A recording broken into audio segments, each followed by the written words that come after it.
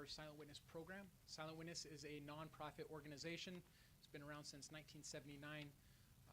Silent Witness prides themselves on being that intermediate where any information, any kind of tips that witnesses, folks have in the community, they can provide those tips to Silent Witness in order to solve crimes that are affecting us along our community areas. With that being said, on behalf of Nicholas's family and friends, I would like to thank everybody for coming in this afternoon to be part of this. Today, Silent Witness, in conjunction with the Gilbert Police Department, would like to address the public in hopes that a witness out there who has some information will have enough courage to come forward and provide those tips to Silent Witness in order to gain more information about this particular case. This case that we're highlighting is a case that's been 5 years. Originally started in May 27th, 2020, where Gilbert police officers responded to a call where Nicholas Cordova was found killed. Nick's wife, Alicia, is here along with close family to speak on what their loss and what the loss has done to affect their family, them personally. We will be providing questions and answers after we're finished at the podium. Again, I want to let everybody know and encourage anybody out there that Silent Witness is a part of the solution, and we want you to join us in that solution in ending crime, finding people responsible for these horrific crimes, and making sure that their day in courts is sooner rather than later. A lot of the times these crimes can be solved much more quickly with the help of our community members in providing these tips, providing surveillance cameras, pictures. The smallest piece of information can lead detectives down the right path to find the person or persons ultimately responsible. Now I'd like to introduce Commander for the Gilbert Police Department, Commander Joe Rodriguez. He will be putting some of the details of the case in context for our viewers.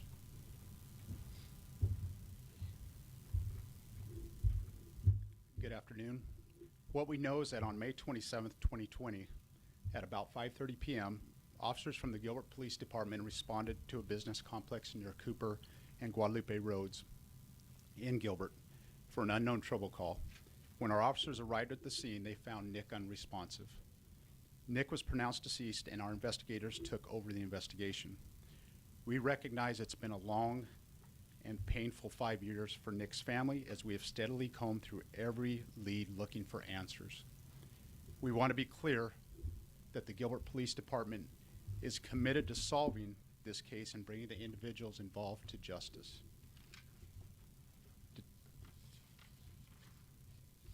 If you have any information, no matter how small you think it may be, we urge you to please come forward and contact Silent Witness or the Gilbert Police Department.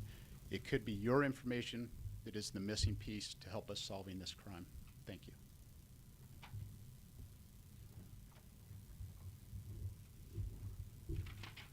Thank you, Commander. I kind of want to reiterate a little bit more information. Detectives, families, our community as a whole are searching for answers. We want to know what took place on that day in May 27, 2020 as much as everybody else does. We want to make sure that the person responsible for this doesn't commit additional crimes.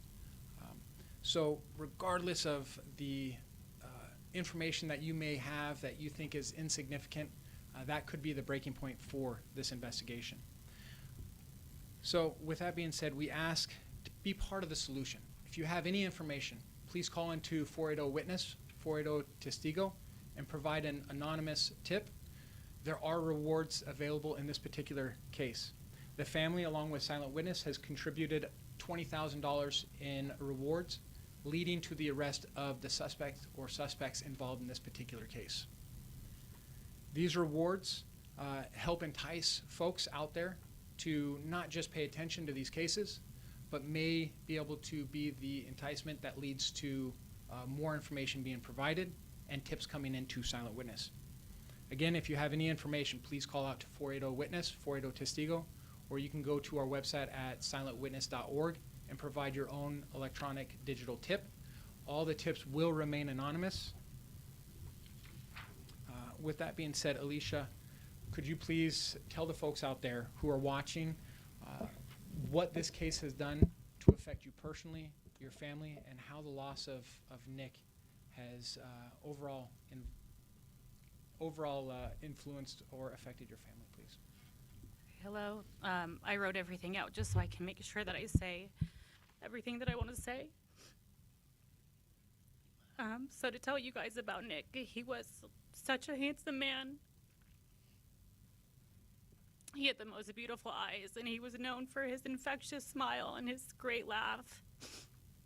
He was the kindest and most selfless man that I've ever known. You can ask anyone that knew him that was the kind of man he was. I mean, you ask anyone, and they're going to say, like, the first characteristic they would say is just he's kind. He would have literally given the shirt off of his back to someone that needed it. He was loyal and trustworthy and ambitious. He was adventurous. He loved being outdoors and off-roading, riding in his Jeep, camping, hiking, but riding bikes with the kids. He was a jack of all trades. He could fix anything from brake pads to scraped up knees to air conditioning units. He was the best husband and father. He was the ultimate family man. The kids and I, we meant the world to him, and he meant everything to us.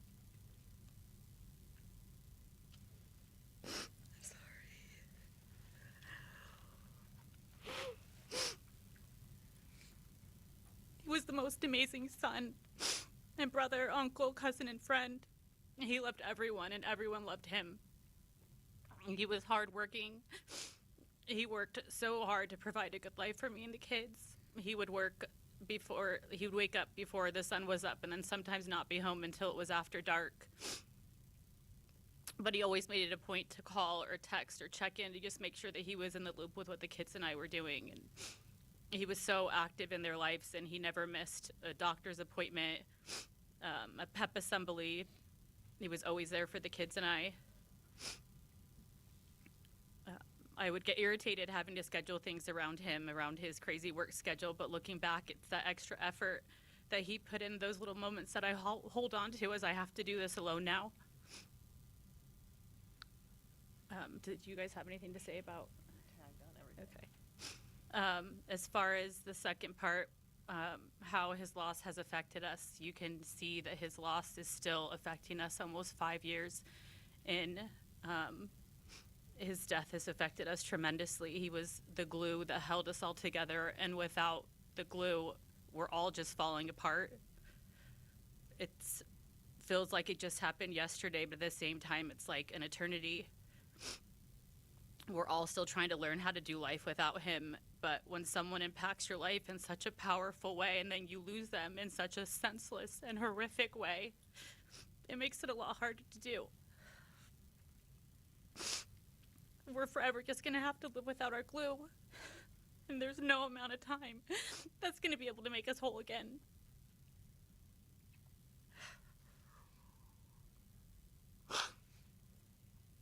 Did you have anything to add?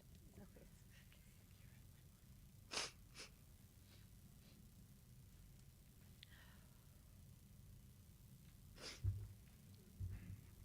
Is there any questions that anybody has for the family? And please, if you want to answer, please let everybody know who you are, your name, last name, and how your relationship with Nick was. Can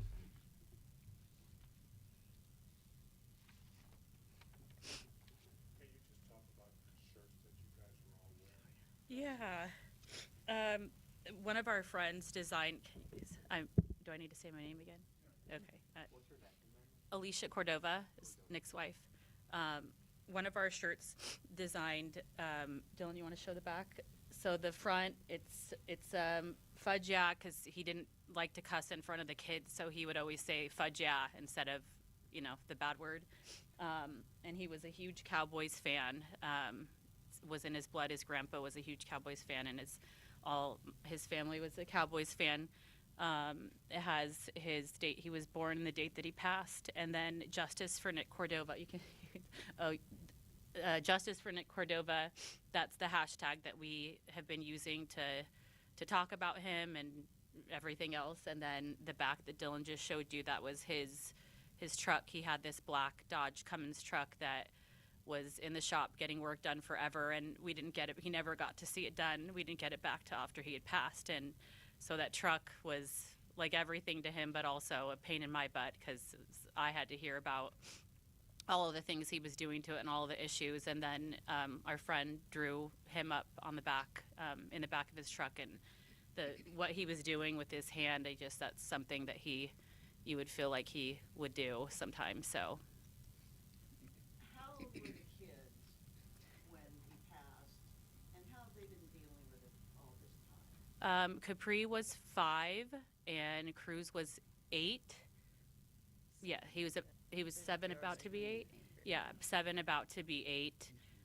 They were really young whenever it happened, but their dad was the best thing in their lives. I mean, you know, I'm their mom, but their dad was just gold. So, I mean, it's affected them a lot. They're trying to cope.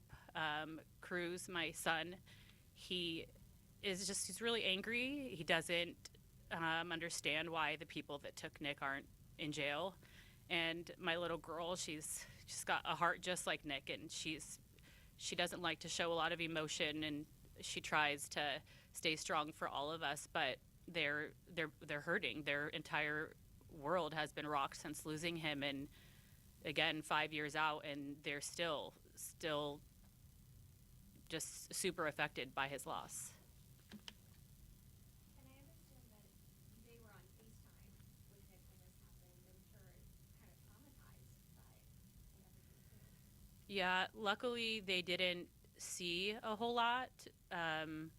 During the FaceTime call, it was like my little girl said it looked like muffled, something was going on, and so I quickly took the phone, but they were standing behind me the whole time I was on the phone with the 911 operator, so they heard me say, I think I saw a gun, and I think I saw him like getting hit. I think there is a fight that's happening, and so they knew that something had happened, that there was some sort of struggle that happened, and that he had possibly gotten hurt.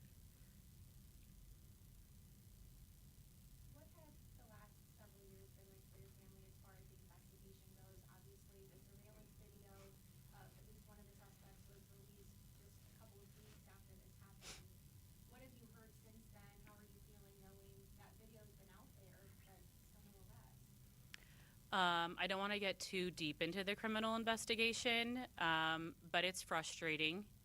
It's hard knowing that there are leads and that there are things that we've been told and then nothing's happening. I do feel like Nick's case has been kind of brushed under the rug, and whether that's for good reason or not, it's, as his wife, when I'm trying to bring awareness to his case and get justice for him and advocate for him, because he's not here to do that for himself, it's frustrating because we don't have any answers, and I feel like we should have some sort of answers with the time frame that it's been since we've lost him. Can you talk about all the ways your family has really kind of taken charge to get attention on this case? I know podcasts, social media efforts. Can you just talk about that? Yeah, I feel like early on I did quite a few like interviews with the news channels, and then Tyson Draper, he's a YouTuber, he was really big in advocating for Nick, and we just recently did an interview, but I took a few years. I mean, Gilbert PD just kind of asked to take control, and so we kind of took a back seat and let them take control, and thought, like, if we just stay quiet, maybe we'll get some answers. But now, again, that we're 5 years in and we haven't gotten any answers, I've started to make some noise for Nick. That's one of the hashtags that we also have, is hashtag make noise for Nick. And I made an Instagram page and a TikTok page, and have done a couple of podcasts. And there's I think it's KJPP. He's a radio guy. He's supposed to air something, and just trying to get his story back out there, because I don't think that it ever got the publicity that it deserved. I know in the police report, so many people talk about how much people really liked Nick, or even liked working with Nick. Do you sit and scratch your head why this happened? Yes. I mean, I've thought about it both ways. Part of me, 100% part of me is like, No one would ever want to hurt him. He didn't have an enemy. There's no explanation as to why somebody wanted to take his life. And then I think, like, well, was there something I didn't know? And I've said this in interviews. I knew my husband, and he wasn't involved in any type of criminal activity, and there wasn't anyone that would have wanted him dead. I don't feel like I answered your question. Okay.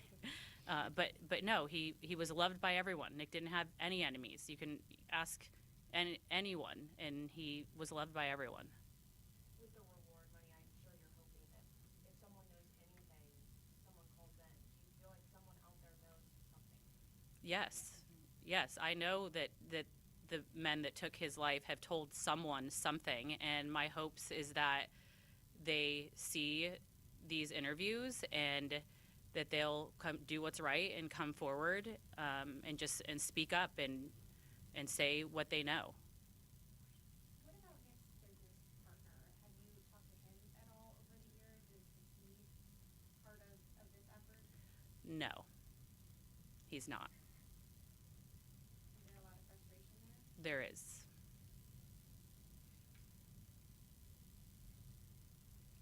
What's your relationship like with Gilbert Police? Is it as strong as it was May 27th, 2020?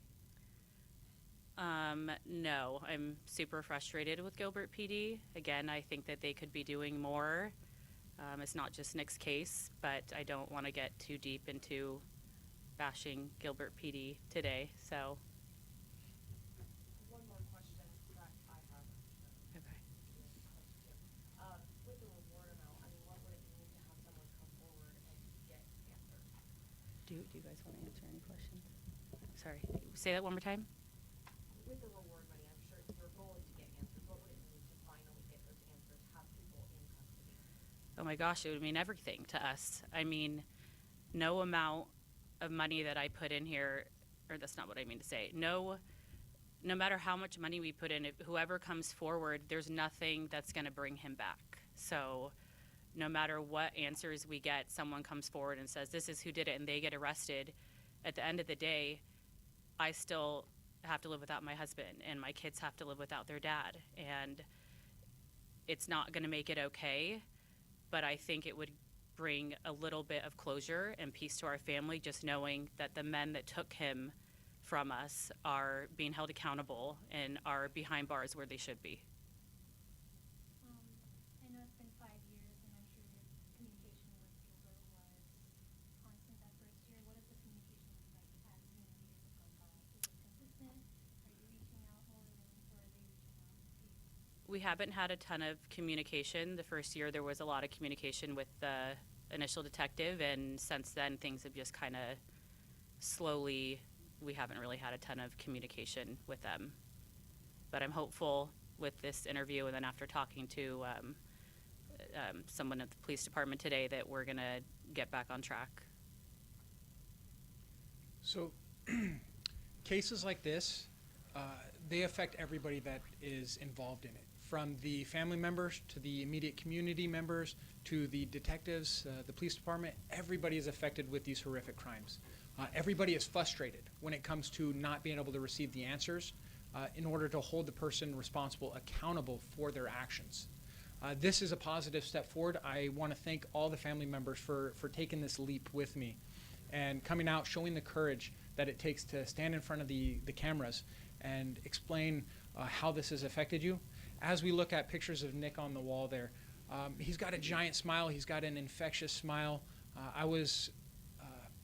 I had the ability to look at a lot of his different videos that Alicia provided me, and all I saw was an amazing father, an amazing husband, an amazing family man who enjoyed life, and his life was taken from him way too early.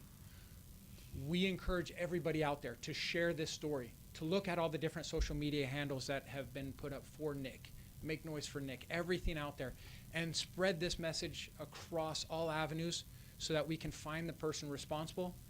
If you are out there and you're the person responsible for this crime, you need to call in to the Phoenix Police or to the Gilbert Police Department. Let them know exactly what took place. This is 5 years. Your heart is heavy right now. You need to call in make amends to this family that's struggling. After 5 years of this loss, they're still struggling. You need to do the right thing. All the photos that we have up here, we will be providing to media. I'll also be grabbing your information. I'll pass it off to the family so that you can communicate later on. Do I have any last questions? Yes. I know in the police report, originally, police were looking for a maroon F-150 truck. Is that still something that police are focused on? So at this point, everything is a possibility. We don't want to let any of the community members out there say that if you have information and it doesn't relate to a truck, not to call it in. We want every single tip to come in, regardless of what vehicle it was, what time of day it was, third-hand information, fourth-hand information. We need this information so that we can make sure that we find the person responsible and ultimately make sure that he's held accountable in a court of law. We want to make sure that we also provide the best case moving forward in the criminal justice system. Right. Yeah. Cooper and Guadalupe Road, is that primarily a business area? Is it desolate? Yeah, it's primarily a commercial area.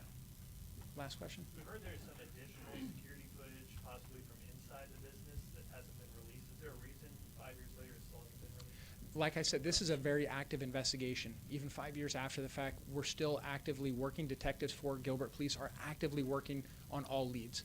There's information that we don't want to put out there because we don't want to influence tipsters out there, witnesses, to give us or not to give us information that they might not think is related to this particular crime. Again, everything is a possibility. We need information. The more information that we can sift through, the more information that we receive, the better chances we can hold everybody responsible, accountable. And again, at the end of the day, we want to make sure that they're held behind bars for as long as possible. Thank you very much, everybody.